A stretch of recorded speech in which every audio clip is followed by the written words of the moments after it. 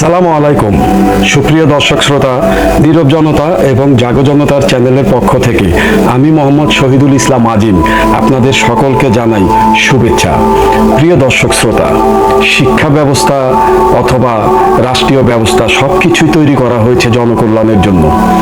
আজ আমাদের দেশে এই যে পরীক্ষা নিয়ে যে অবস্থার সৃষ্টি হয়েছে, আমরা কিছু ফুটেজ মূল বক্তব্যে যাওয়ার আগে একটু দেখি।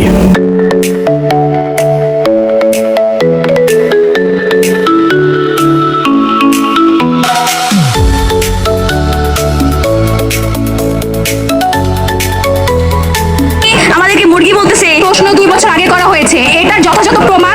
আমাদের আন্দোলনটা ছিল আমাদের পরীক্ষাটা পিছনের দিকে পিছিয়ে নেওয়ার জন্য, কিন্তু সেটা তারা করলো না। ভুলটা ওনারা স্বীকার করুক যে ওনাদের ভুল ছিল। শিক্ষামন্ত্রীর পদত্যাগের দাবি থেকে সরে এসে এবার নতুন 6 দফা দাবি নিয়ে সরকারের সঙ্গে আলোচনায় বসেছেন আন্দোলনরত শিক্ষার্থীদের প্রতিনিধিরা এবং এসব দাবি নিয়ে আলোচনায় অংশ নেয়। শিক্ষার্থীদের প্রথম দাবি হলো দুর্যোগপূর্ণ পরিস্থিতির মধ্যে অনুষ্ঠিত পরীক্ষায় যারা আবার পরীক্ষা দিতে চায় তাদের সেই সুযোগ নিশ্চিত করতে হবে।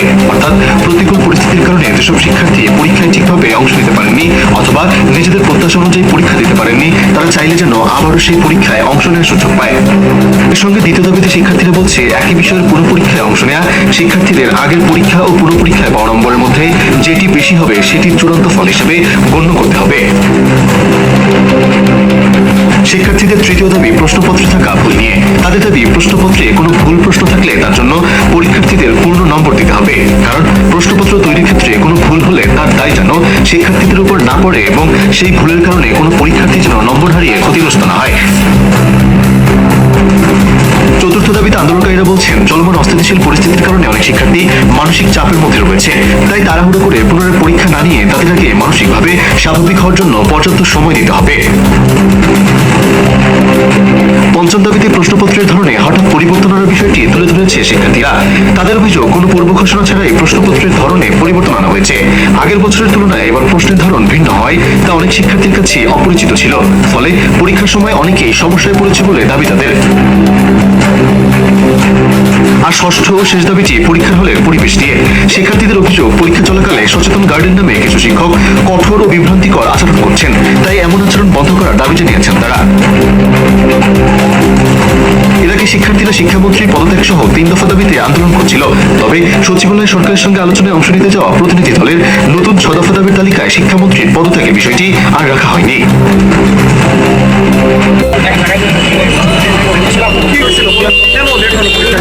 আমি ডেমরা থেকে বাংলা বাজারে চলে গেছি ভুল করে।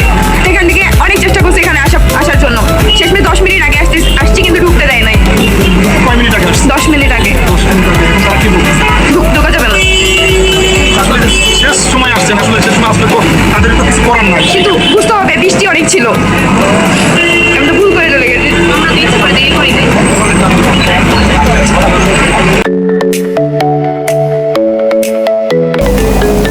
সরকারের বিভিন্ন দপ্তর ও অংশজনের সঙ্গে আলোচনার ভিত্তিতে চট্টগ্রাম বোর্ড ছাড়া দেশের সব বোর্ডের কেন্দ্রগুলো এইচএসসি ও সমমানের পরীক্ষার জন্য উপযোগী বলে জানিয়েছেন প্রধানমন্ত্রীর উপদেষ্টা ও তার কার্যালয়ের মুখপাত্র মাহাদি আমিন। শিক্ষার্থীদের স্বার্থ রক্ষা সরকারের অগ্রাধিকার বলেও জানান তিনি। মঙ্গলবার রাতে প্রধানমন্ত্রীর এই উপদেষ্টা তার ফেসবুক পোস্টে এসব কথা জানান। মাহাদি আমিন বলেন, দেশজুড়ে এইচএসসি ও সমমানের পরীক্ষা 2026 চলমান রয়েছে। বিরূপ আবহাওয়ার মধ্যে কেন এই পরীক্ষা অনুষ্ঠিত হচ্ছে এ নিয়ে স্বাভাবিকভাবেই শিক্ষার্থী, অভিভাবক এবং শুভানুধ্যায়ীদের উদ্বেগ ও প্রশ্ন রয়েছে। এই বিষয়টি নিয়ে শিক্ষা মন্ত্রণালয়ও যথেষ্ট ভেবেছে। প্রধানমন্ত্রীর এই উপদেষ্টা বলেন, পারিপার্শ্বিক সব পরিস্থিতি বিবেচনায় দেশের সব বিভাগীয় কমিশনার, জেলা প্রশাসক, পুলিশ সুপার, শিক্ষা বোর্ডের চেয়ারম্যান এবং শিক্ষার্থী, শিক্ষক, অভিভাবক এবং অন্যান্য অংশীজনের মতামতের ভিত্তিতে বর্তমানে এইচএসসি ও সমমানের পরীক্ষা চালিয়ে যাওয়ার সিদ্ধান্ত গৃহীত হয়েছে। ভারী বর্ষণের কারণে সাময়িক জলাবদ্ধতা সৃষ্টি হয়েছিল, তবে জানা গেছে দেশজুড়ে পরিস্থিতির যথেষ্ট উন্নতি হয়েছে। সর্বসম্মত মতামত এসেছে যে চট্টগ্রাম বোর্ড ব্যতীত দেশের সব বোর্ডের আওতাধীন এলাকায় পরীক্ষা নেওয়ার অনুকূল পরিবেশ।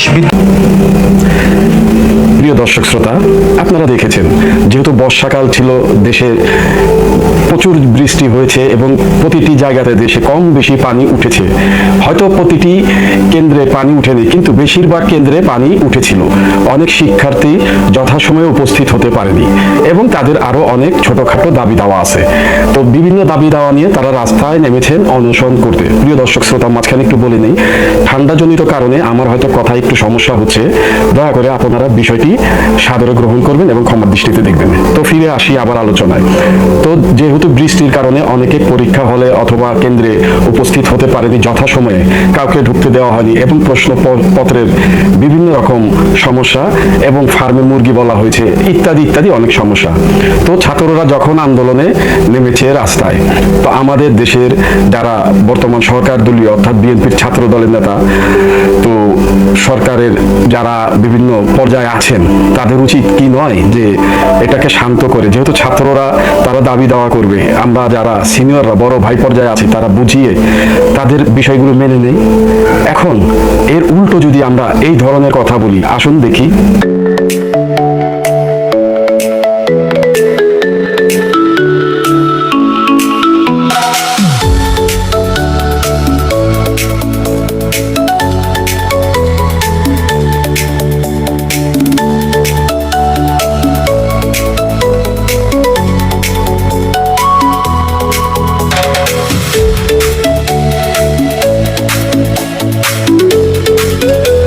তো যেমন খোকা সাহেবের ছেলের কথা হচ্ছে, ইশরাকের কথা হচ্ছে যে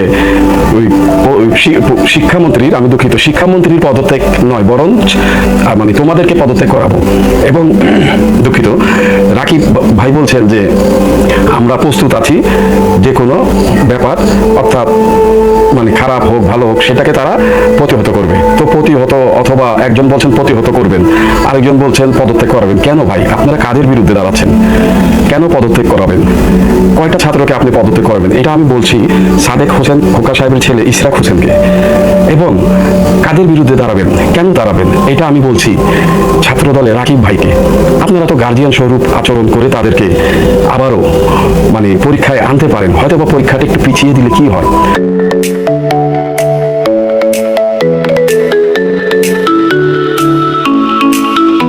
করেছি, হয়তোবা আমরা এখন রাজনীতিতে জড়িত নয়, কিছু ফুটেজ যেটা আমার হাতে ইয়াসিকা ক্যামেরা দিয়ে ক্লিক করা হয়েছিল একটু তুলে ধরি।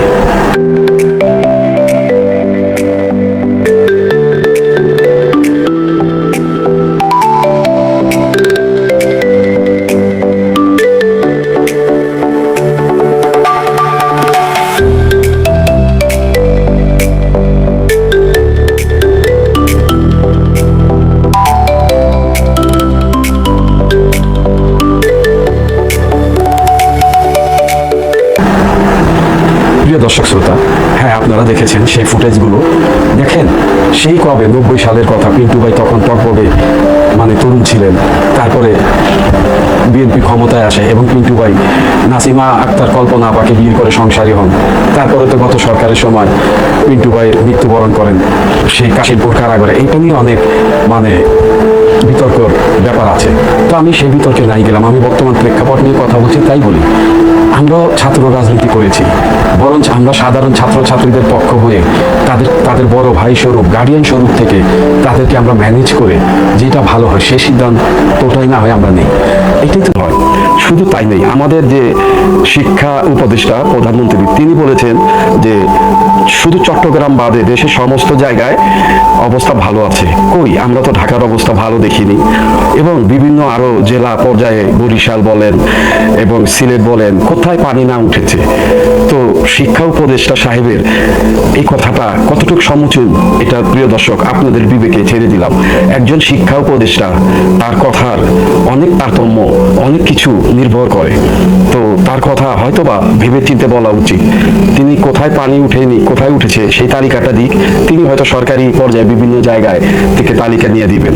তো আসলে তো বাস্তব আর মৌখিক লোক মারফত অনেক তফাৎ। এটা আমি বলছি আমাদের শিক্ষা উপদেষ্টাকে, আমাদের মাননীয় প্রধানমন্ত্রী জনাব তারেক রহমান সাহেবের শিক্ষা উপদেষ্টাকে আমি বলছি যে বাস্তব আর ওই টিভিতে দেখা এবং বিভিন্ন লোক মারফত খবর অনেক তফাৎ। এবার আসি আমরা সাবেক বর্ষিয়ান নেতা বুলু ভাইয়ের একটা বক্তব্য।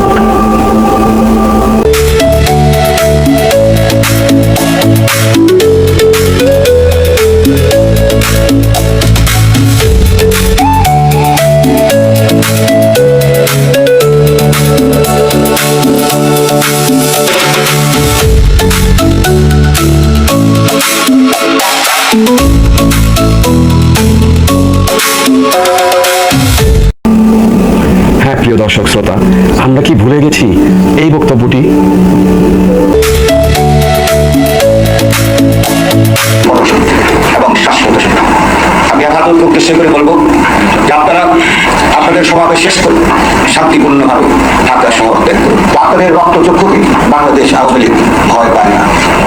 মুক্তিযুদ্ধে আপনাদেরকে আমরা পরাজিত করেছি।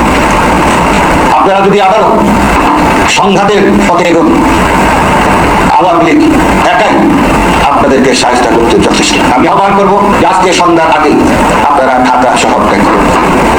যদি না ত্যাগ করেন, সরকার তার ব্যবস্থা গ্রহণ করবে।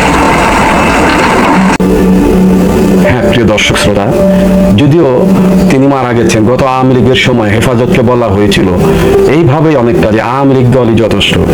তারপর আমাদের 24-এর আন্দোলনে আমাদের ওবায়দুল কাদের সাহেব বলেছিল ছাত্র দলই যথেষ্ট। তো আমাদের ভাষাগুলো ঘুরিয়ে ফিরিয়ে এক জায়গায় আসছে। আমরা কিছু পরিবর্তন এখনো করতে পারিনি, ভাষার পরিবর্তন, আমাদের মন মানসিকতার পরিবর্তন। এই যে ভুলু ভাই যে কথাটি বললেন, এটি আসলে মানে গায়ের জোরের কথা। হ্যাঁ, গায়ের জোরের কথা।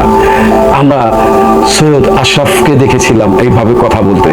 তিনি সে রাত্রে হেফাজতকে হটিয়েছিলেন শাপলা চত্বর থেকে, কিন্তু তার বিনিময় কড়ায় গন্ডায় পুরো আওয়ামী লীগের প্রতিটি সংসদ সদস্য হতে এবং স্থানীয় ওয়ার্ড প্রতিনিধিকে দিতে হয়েছে। তো বিএনপির যারা বর্তমানে ক্ষমতায় আছেন, ইশরাক ভাই এবং রাকিব ভাই, সে সাথে বসিয়ার নেতা ভুলু ভাই, আপনাকেও বলছি আপনারা সবাই একটু সহনশীলতা হন। হয়তোবা এই আন্দোলনকে উস্কানি দিয়ে আমাদের পার্শ্ববর্তী দেশ, যেহেতু আমাদের গত আমলের শিক্ষা ব্যবস্থাকে ধ্বংস করে দিয়েছিলেন, আমাদের প্রধানমন্ত্রী কিছুদিন আগে এই সংসদে বলেছিলেন মিশরের একটি দেয়ালে লেখা ছিল কোন জাতিকে শেষ করতে হলে তার শিক্ষাকে শেষ করে দাও। শিক্ষা ব্যবস্থা শেষ করে দিলে সেই জাতির মেরুদণ্ড ভেঙে যাবে। ঠিক এইভাবে আমাদের এর আগের সরকারের আমলে শিক্ষা ব্যবস্থা অনেকটাই যাতা ছিল। এটা আমি কেন, আপনাদের বিবেকও ছেড়ে দিলাম, আপনারাও জাজমেন্ট করে দেখবেন। একই অনুরূপ সেই শিক্ষা ব্যবস্থাকে আমরা 1 বছরে ক্ষমতায় এসে ফিরিয়ে দিব। আস্তে আস্তে করি শিক্ষার্থীদের 6টা দাবি দেওয়া, সেখানে 3টা 4টা যে কটা মানার মেনে তাদেরকে শান্ত করি।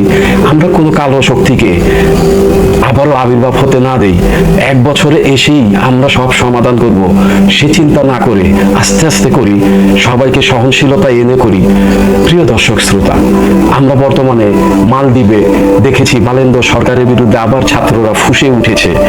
আমরা এটা দেখেও আমাদের বর্তমান সরকারের রাজনীতিবিদরা হয়তো কিছুটা হলো শিক্ষা নেবেন। তারাও কিন্তু আন্দোলনের মাধ্যমে জেএনজি সরকার গঠিত হয়েছে জনগণের ভোটে, আবার সেই সরকারের বিরুদ্ধে সেই ছাত্ররাই আন্দোলন করছে। আমাদের কথাবার্তিতে কোনো প্রকার দেশে অরাজকতা যেন সৃষ্টি না হয়, এটাই আমার দেশের রাজনীতিবিদ এবং সকল শ্রেণীর উচ্চ পদের কর্মকর্তাদের নিকট আকুল আবেদন।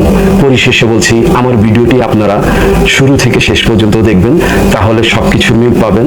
আর আমার যদি কোনো কিছু উপস্থাপনে ভুল হয়ে থাকে ক্ষমার দৃষ্টিতে দেখবেন। আল্লাহ হাফেজ।